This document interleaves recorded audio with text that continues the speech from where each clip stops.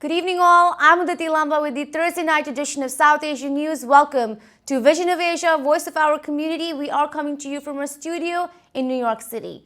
Here's what's happening tonight in the coronavirus pandemic. There are 29.9 million cases in the world with at least 942,000 deaths. The United States has nearly 6.7 million cases of COVID-19 and at least 197,000 deaths. Eyes are truly on the vaccine with multiple pharmaceutical companies involved in developing vaccine across the globe. Also across the nation, colleges and students mounting coronavirus outbreaks have become an urgent public health issue. Out of 25 hotspot outbreaks in the U.S., communities heavy with college students represent 19 of them. College parties, Greek life, and off-campus gatherings have been some of the reasons for these outbreaks. Please write to us on events@itvgold.com if you are a college student would like to hear about your experience. On the economy, another 860,000 Americans filed for unemployment last week, according to the Department of Labor. While this is happening, remnants of Hurricane Sally have dumped more than a foot of rain on parts of Alabama, Florida, and Georgia, washing out bridges and roads and leaving hundreds without power. The hurricane, however, has now weakened into tropical depression. And looking now at South Asia, cases have spiked in India, with the nation reporting its highest daily new infections at 98,000 new cases. The Mumbai police in India has ordered a directive prohibiting movement of people across the city to curb the spread of this disease. Currently, India is reporting more than 5.1 million cases with more than 83,000 deaths. Only the United States here has more COVID-19 cases than India. With that, tonight we have more advice from medical professionals on COVID-19 and a take on the ongoing race war in the nation. Here are the headlines.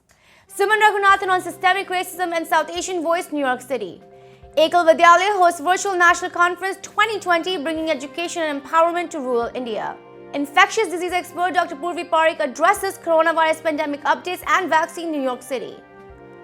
A lot more on the other side of the break. Stay with us on Vision of Asia, Voice of the Community. We'll be right back. Welcome back. I'm Uditi Lamba and this is Vision of Asia, Thursday night episode of South Asian News.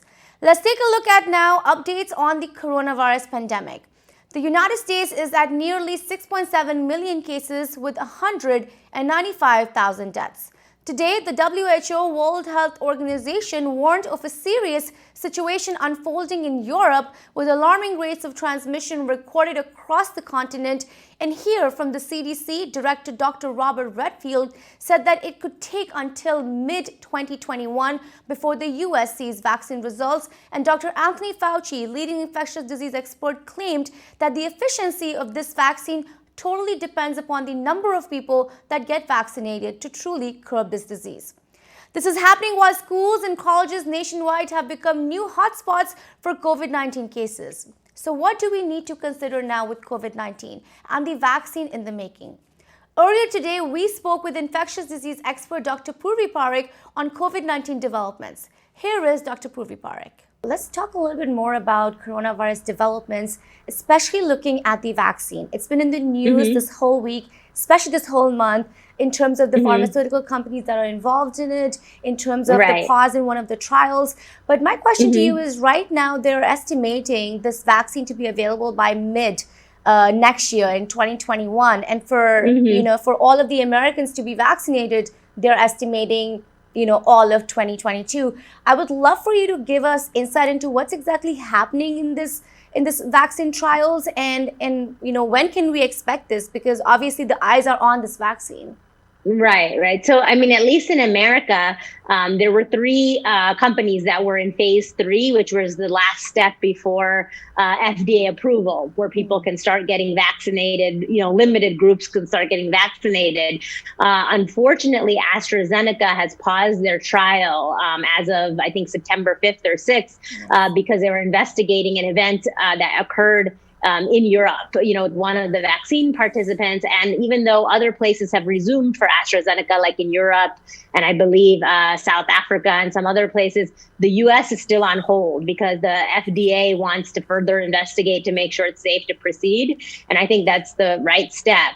But that being said, there's two other studies that are still going very strong. So both Pfizer as well as Moderna are also in phase 3. They're actively recruiting many, many participants. So I'm hoping that at least one of those two will be approved by the end of the year.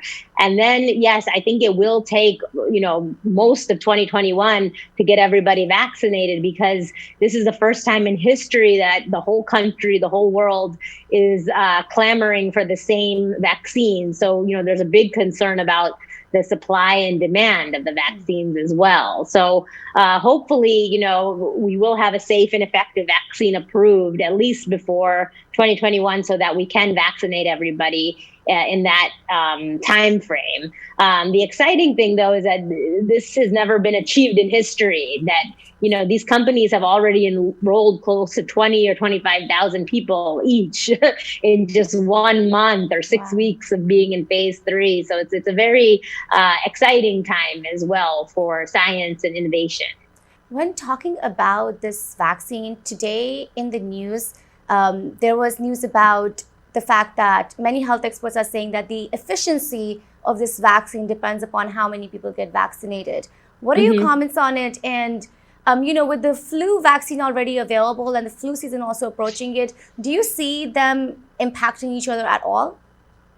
Right. So, that's a really good question. The more people you have that get a vaccine, the better if it works or not. So, if something works in 10 people, it's not as good as if if it works in 30,000 people or 50,000 people. So that's the whole idea behind doing these large studies, because we want to make sure it works in everybody, not just in a small group. And we want to make sure it's safe and effective in everybody, because not everyone may react the same. So the first 10 people may have a different experience than, person number 17,000. So that's the importance of the wide scale testing before anything is approved, to know if it definitely works and to know how safe it is and what side effects there are. Now, flu season is coming, and we're already started vaccinating people for with the flu vaccine. And I encourage that everybody get it, because the last thing that we want to be dealing with is two pandemics at once. Because even before coronavirus or COVID-19, the flu season has always been very bad. We see a lot of deaths, a lot of children die, a lot of elderly people die. So that's something we already have a vaccine for that we can prevent. And the flu vaccine has shown to be very effective in preventing flu deaths and flu hospitalization. So that everybody should get, because it will help them protect them from getting sick. Let's now take a look at South Asian nonprofits and their ongoing programs of COVID-19 relief, along with empowerment of the most vulnerable communities.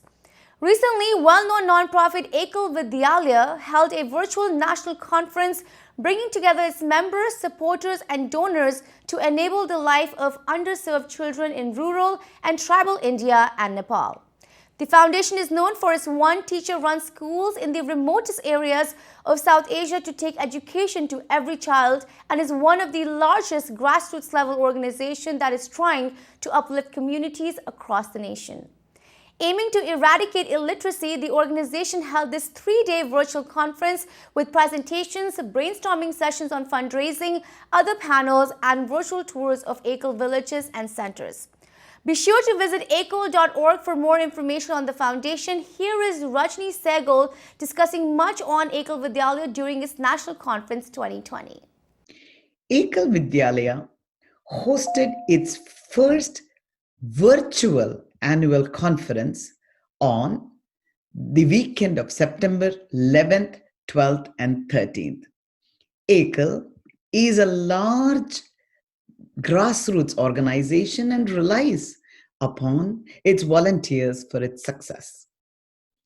During traditional times, the annual conference was always an in-person conference where all the volunteers gathered to hear from the Ekal leadership team in India as to the ground realities, and also discuss among themselves the issues that they are working on. This year, the pandemic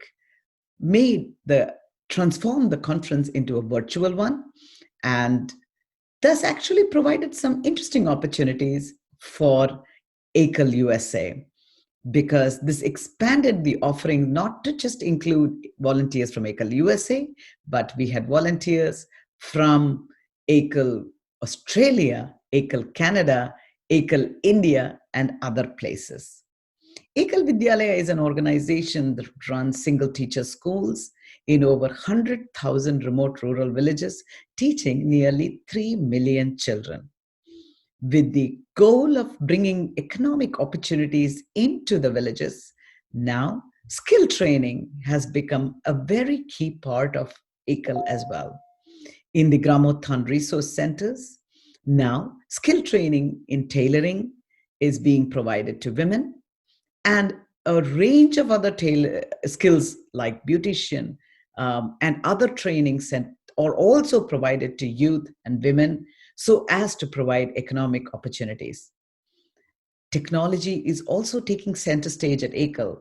Digital literacy is being brought into the villages through 36 Ekal on wheels that are mobile computer labs.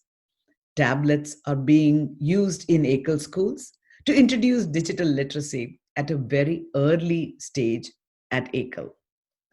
During COVID times, Ekal's presence in 100,000 villages has had a huge impact, where the women who were trained in the tailoring centers were able to make over 3 million masks and distribute it to rural, remote frontline workers and villages.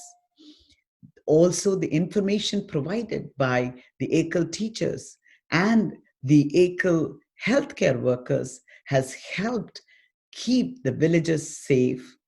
Villagers were taught how to quarantine, how to protect themselves during the pandemic, and thus the presence of COVID is almost non existent in the villages. A very new initiative that has come into fore is grain, which is Gramothan Atmanirbharta Yojana, whereby Ekal is planning to use its Gramothan resource centers and bring e-commerce opportunities to the villages. The monies collected from the e-commerce opportunities will be used to make Ekal a self-sustained movement and get it off of charity rolls. This project is being led by a large team of very talented youth, young professionals from India and the US. There were very different aspects of Ekal that was showcased during this conference. People were able to take a virtual tour of Ekal schools and Ekal villages. The Gramothan centers from different parts of India were showcased. People saw a Ekal school running in the Kashmir Valley. There was a wonderful tour of a village where the training provided by Ekal to the farmers, the organic farming training, has yielded great results, by which this village, Parmadi, has now been termed as Karodpati Gaon, because the farmers are really, really very successful and bringing a lot of economic output, are getting a lot of economic output from their farms in the village. The people who attended the conference were very motivated to see the impact of Ekal. There was a wonderful donor panel where supporters of Ekal came forward to share why they support Ekal. Many of them felt that Ekal was key to making India a strong place. India lives in its villages, and strengthening its village is key to making India strong. All the volunteers felt that the virtual mode was actually very productive, for it allowed people to come to the conference without actually needing to travel. So each year, they look forward to the new initiatives that are upcoming. Ekal also held a parallel youth conference where middle school, high school, and college children gathered together to create a Ekal youth initiative in the US. Reports from that conference were also presented at the national conference, and a Ekal youth board was set up to run those initiatives that are for and by the youth. Overall, it was an extremely successful conference, and Ekal volunteers look forward to the next phase of Ekal. It's time for another short break on Vision of Asia, Voice of the Community. We'll be back shortly. And welcome again. This is Vision of Asia, the South Asian news segment, and I am Aditi Lamba. We continue now to discuss much on the ongoing racial unrest in the nation with our exclusive conversation featuring political strategist and commentator Suman Raghunathan. Systemic racism, a system in place that creates and maintains racial inequality in nearly every facet of life for people of color, continues to empower more in demanding for an end to systemic racism. In the wake of George Floyd's death to the sad case of shooting of Jacob Blake, nationwide conversations are occurring on police brutality, white supremacy, and social injustice disproportionately impacting the African American communities and other minorities. So what is the South Asian community's role and responsibility in this movement to end systemic racism? And why is this so crucial?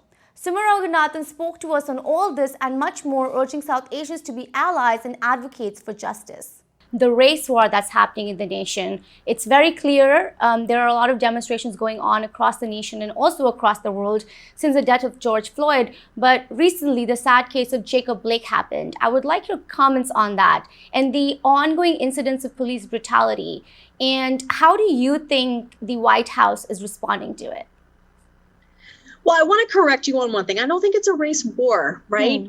This country was built upon the foundation of racism and systemic racism. And so that has been a part of this country's DNA, really from even before the United States actually became the United States. So it runs deep in the history and veins of this country. I think part of what we are seeing now is a greater level of awareness of what has been happening in this country for a very, very long time, for centuries, which is the oppression of Black men and women in particular at the hands of organized government or of law enforcement. And the events that affected Jacob Blake are incredibly tragic and are happening far too often across the country.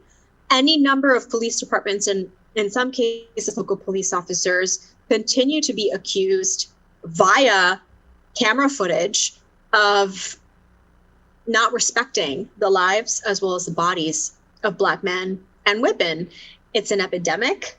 It has been happening for centuries in this country. It has become far too common. And I think it's yet another testament to the ways that we need to not just rethink and be real about how our country talks about race, but also rethink the ways that our national and local institutions, particularly around law enforcement, have been set up and built up to enforce and continue that level of oppression.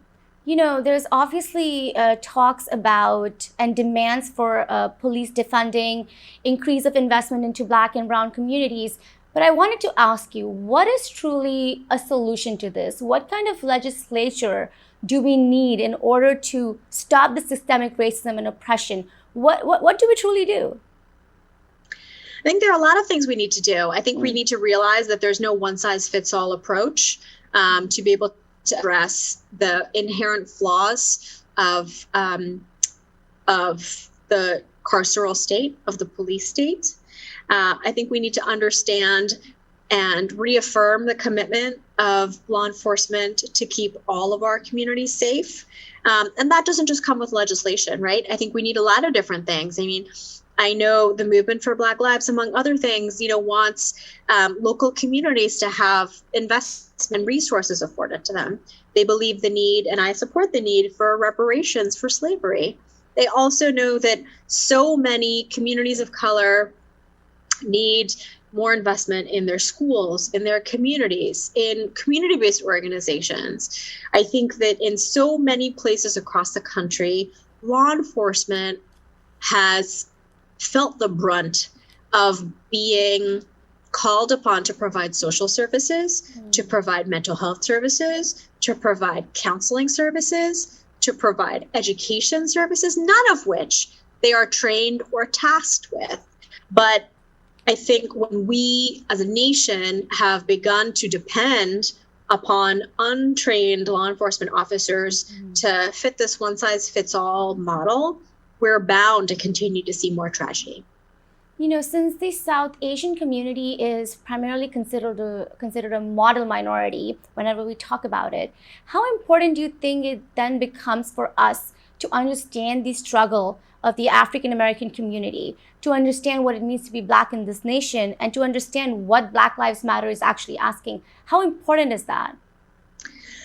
You know, it's critical, and it's also critical for us to have some really honest conversations within our own community about the struggles of our own community members and how those relate to the needs of and the need for freedom for our Black brothers and sisters. We have a very large undocumented community in the South Asian American community across this country. It's not something that's talked about often enough. You know, based upon my reading of the data, there are almost 500,000 undocumented South Asians across the country. Yeah. And the needs and the struggles of those individuals are very similar to the needs and the struggles of undocumented Latinx or Latino folks, the needs and the struggles of undocumented African immigrants, and furthermore, the needs and the struggles of working class Black and brown people across the country. And so I think there's not just a need for South Asians to understand our shared struggle, but there's also a need for South Asians to understand the shared experience and the shared needs between our communities and so many others across the country. I would love for you to give one last message to our audience. My last message would just be, I implore you and I urge everybody who's watching this program to make a plan, make a decision, and commit to casting a powerful and informed vote this November. So much, and I'm not being dramatic when I say, really the future and the fate of this country in a lot of ways depends on every individual who can in our community making a decision and a commitment to voting. And, you know, if people need resources, a really easy place to go to be able to get information is to just go to www.vote.org. There's any number of resources there that are specific to your state and that allow you to get the information you need, because it is your responsibility, but it's also really the time to be able to cast informed votes, really for the future, but of our children at this moment. Well, this is all for tonight's show. Remember to send us your suggestions and get your voices and organizations on our show. Email us on events@itvgold.com or follow us on Facebook at itvgold. You can also subscribe to our YouTube channel to watch many of our popular shows for free. Thank you for joining us tonight from Queens, New York. This is Vision of Asia. I am Aditi Lamba. Take care and please be well.